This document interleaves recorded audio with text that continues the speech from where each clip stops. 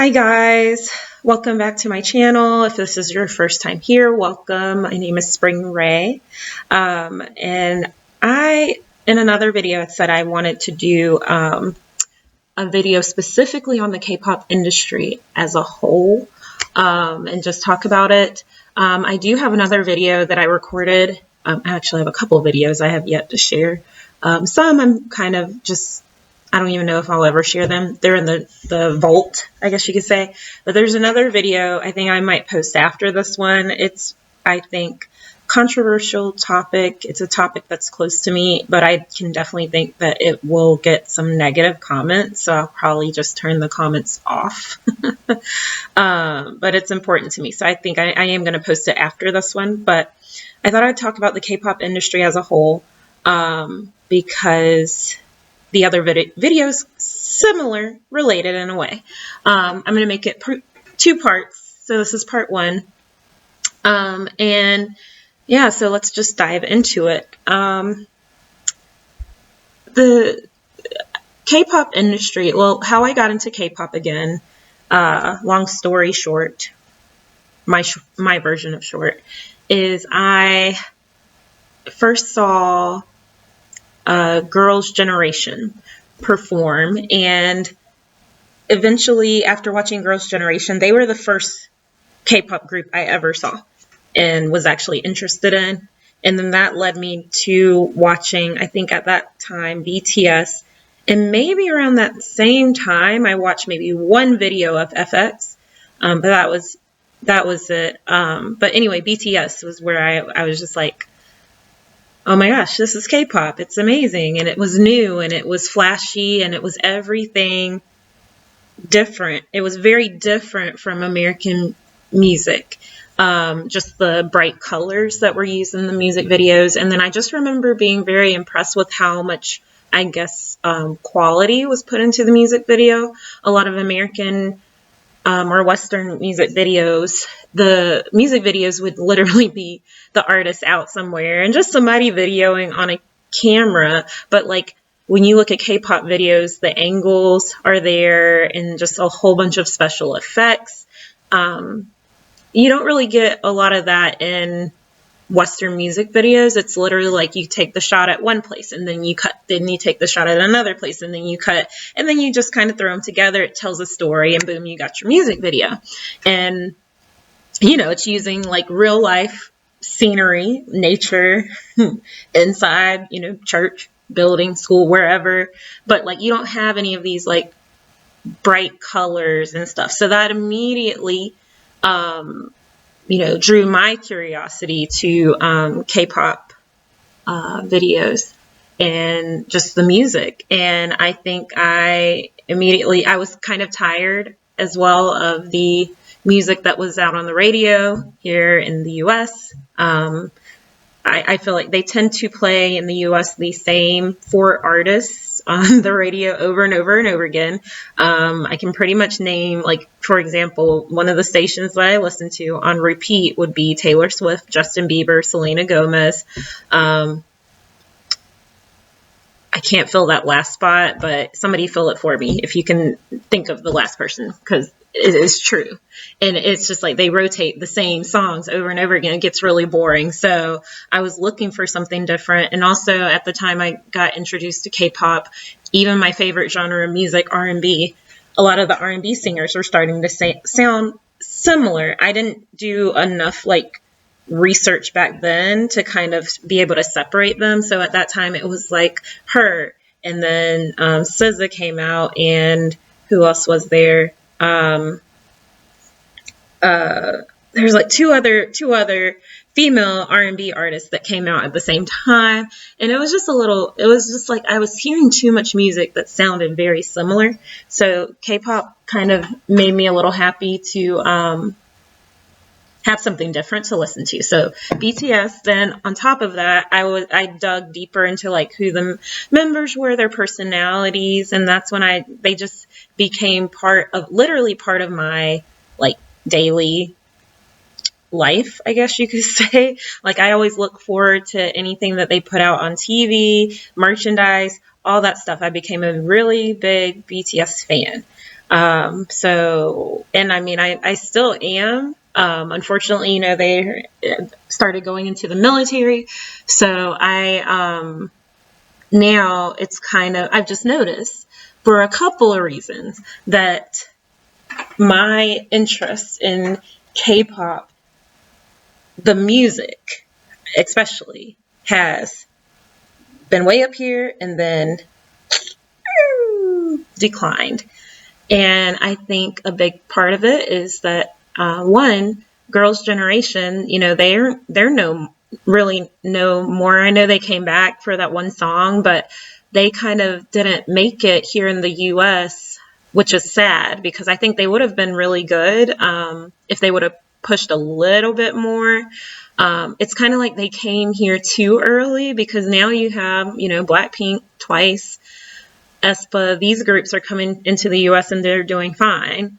A lot of people will say, like BTS helped so that other groups could make it here. But to be honest, I just feel like in this case, it was just the right time, like, the timing. So I think that Girls' Generation, they could have gone even a lot farther here in the US. I think they would have done well.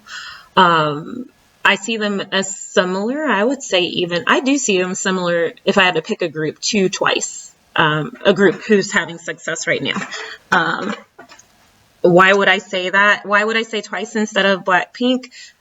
I'll be honest. I think that Twice, for me, are better with the performances that I've seen people posting than Blackpink. I just feel like Twice reminds me of Girls' Generation. Girls' Generation, when I watch their music videos and stuff, they went hard in them.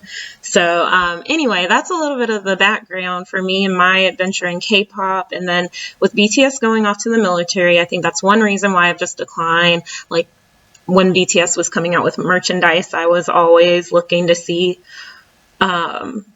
what they were putting out because I was really excited at that time, and stuff went really fast, so it was always that excitement to look forward to some nights. And then again, their Run BTS show, I was interested in that because it was just a fun show and something light just to enjoy. So now that they're kind of doing their own individual things right now, it's just it's affected me, like with my views with the K-pop industry. But on top of that, on a more serious note, I just find that I was putting a lot of energy into something that I thought would get better as far as inclusivity goes. And I just don't see that change right now. So I guess this first part of I've already talked for 8 minutes. Oh gosh, this first part for about the K-pop industry, I guess we can start here. There's other pieces that I want to touch on as well, but let's just go ahead and start just the inclusivity part. I feel like K-pop industry, it's got to be more inclusive. And why do I say it's got to be? It needs to be. It needs to be more inclusive. Why do I say that? I say that only because K-pop draws from so many different areas, different cultures, different backgrounds of music, different, I guess, yeah. It draws from several different pieces and then ties in Korean aspects to the music as well.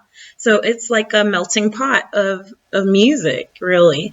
And that's why I say it needs to be inclusive at this point. If you showed me someone doing just like Korean style music, I would never say, oh, well, then this should be showcased by other people that are not Korean. I wouldn't say that, but the fact that K-pop draws way, way, way too much from other cultures, that's why I think it needs to be more inclusive.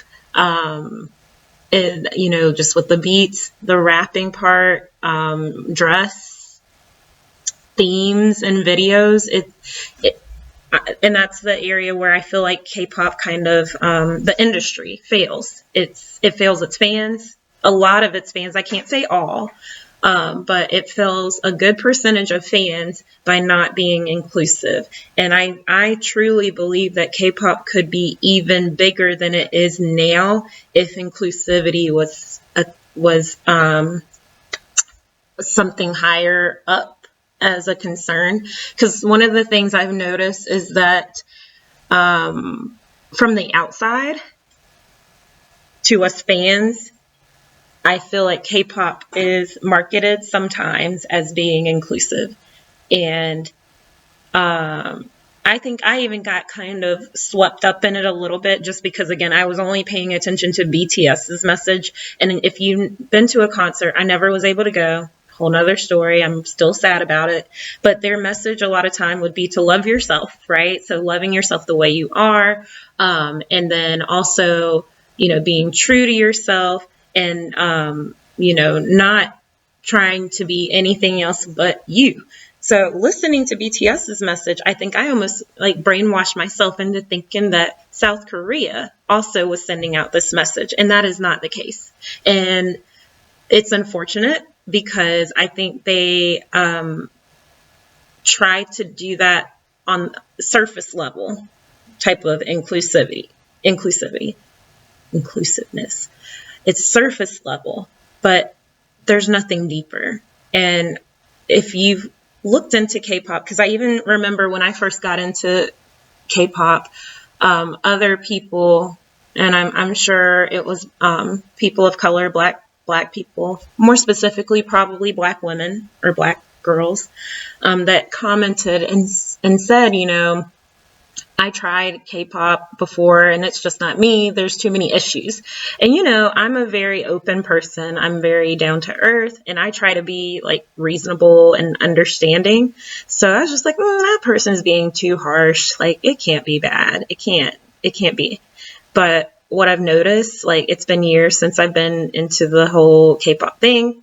I've watched like, other YouTubers that are big K-pop fans and do video reviews. I've watched just tons of material on K-pop, and I just see where it has not become more inclusive. And in fact, I feel like certain things I've seen specifically with the industry, it almost is going back the other way as being not as accepting, with the inclusivity part as far as I guess you could say race wise, there's just way too much talk about like the pale skin situation. I think that is cutting off literally I don't know what percentage of fans, but I would say it's a great deal of your international fans. I don't understand how a company can be for inclusivity, K-pop industry, I should say, can be for inclusivity, but then still push for pale skin.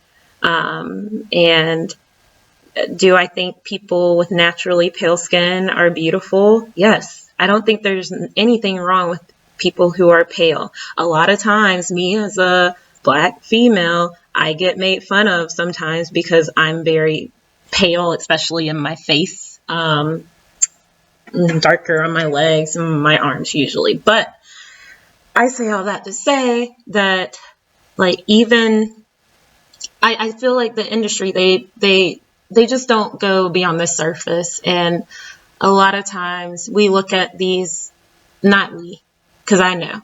You have young people looking at these idols and thinking that, let's just go skin color for now because there's more to it, that's idol's natural skin color. And I don't buy that. Like, I know that maybe a percentage, not even a big percentage of Korean people may be born with lighter skin. Just like, I mean, in every race, there's different skin tones, like, you know, we all come in different skin tones.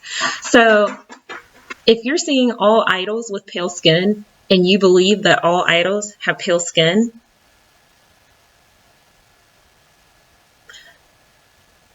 they don't. So, because if you think about it, I mean, just look at your own family. Does your whole family have the exact same skin tone?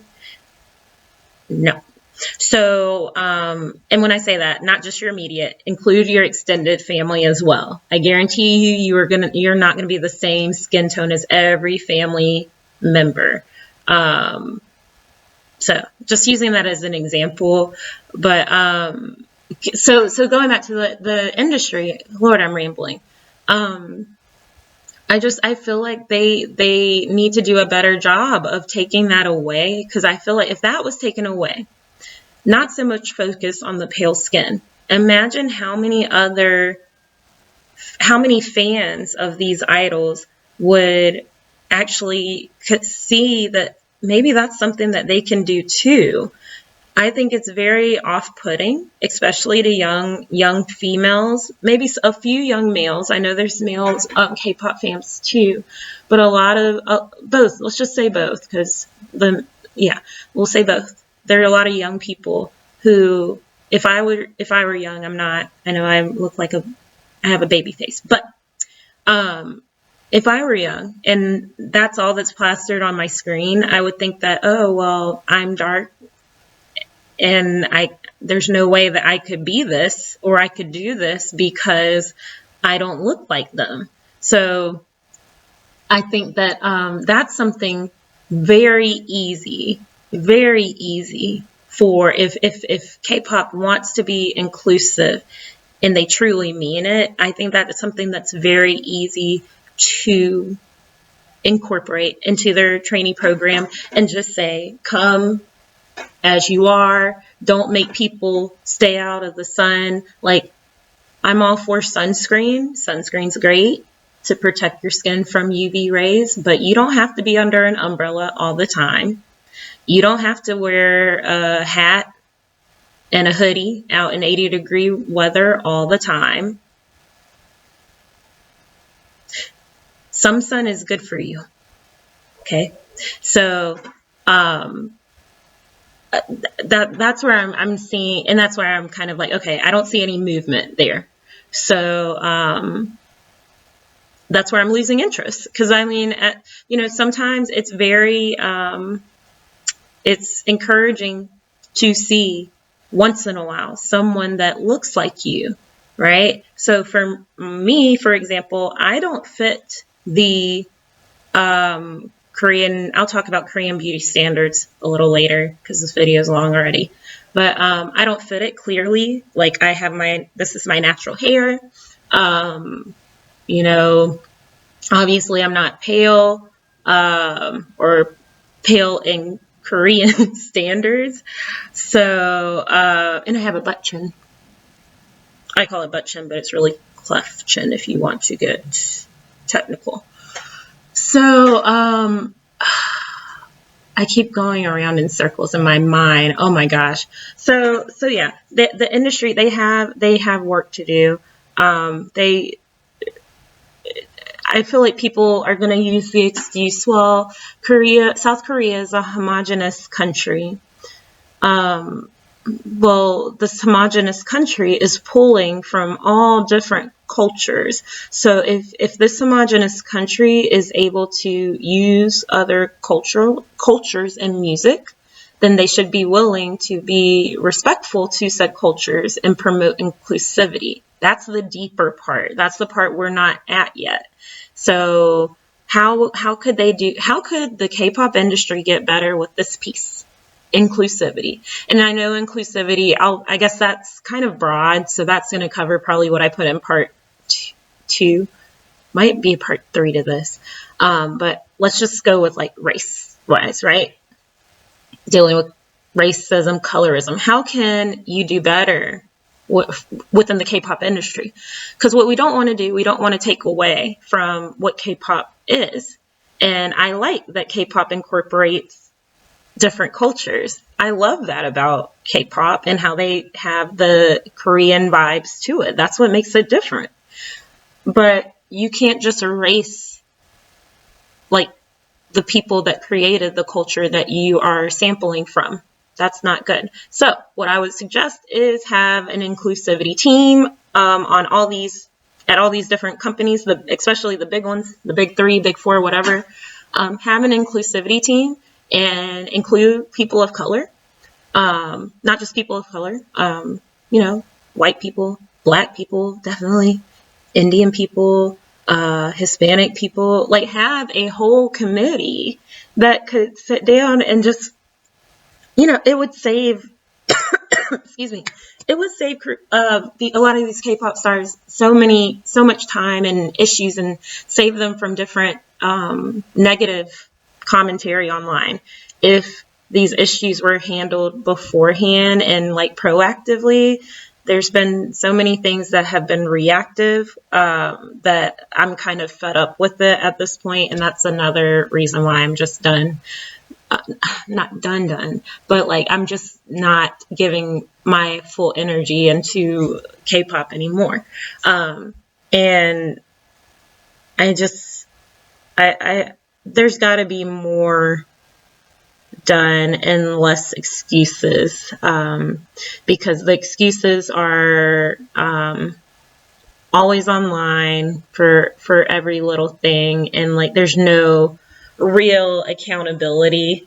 If you're still making the excuse that South Korea